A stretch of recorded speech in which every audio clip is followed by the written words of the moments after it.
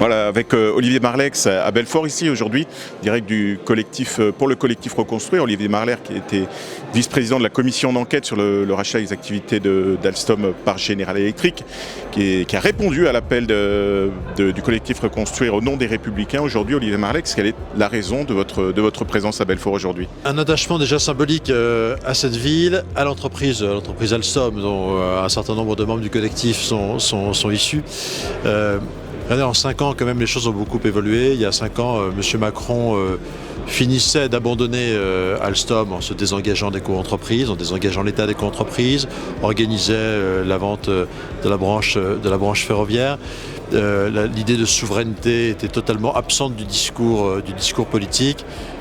4 ans et demi après, le gouvernement a fait un virage à 180 degrés parce qu'il est devenu évident que la désindustrialisation de notre pays a atteint des sommets inacceptables, un niveau inacceptable, plutôt un fond qu'un sommet d'ailleurs, et qu'il est urgent de reconstruire. Donc il faut vraiment faire partager ses idées dans le champ politique, avec ce que ça suppose quand même pour tout le monde. Je pense qu'il faut que tout le monde accepte de mettre un peu d'eau dans son vin, c'est-à-dire il faut donner à nos entreprises, à nos acteurs économiques les moyens d'être compétitifs, c'est-à-dire accepter qu'on baisse les impôts sur la production. Oui, parce que justement, donc, un certain nombre de propositions ont été émises aujourd'hui par le collectif. Vous avez repris également, dans le cadre de votre discours, un certain nombre de propositions qui sont portées par les Républicains aujourd'hui.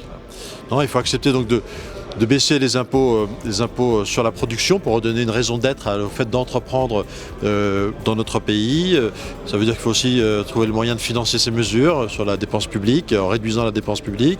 Et puis ça veut dire après, effectivement, qu'on se mette d'accord sur un certain nombre d'outils de protection. Nous avons chez les Républicains, et avec Michel Barnier en particulier, des propositions précises, notamment un fonds souverain pour doter d'environ 300 milliards qui aurait cette capacité à être un outil capitalistique puissant pour ne plus laisser partir des grands fleurons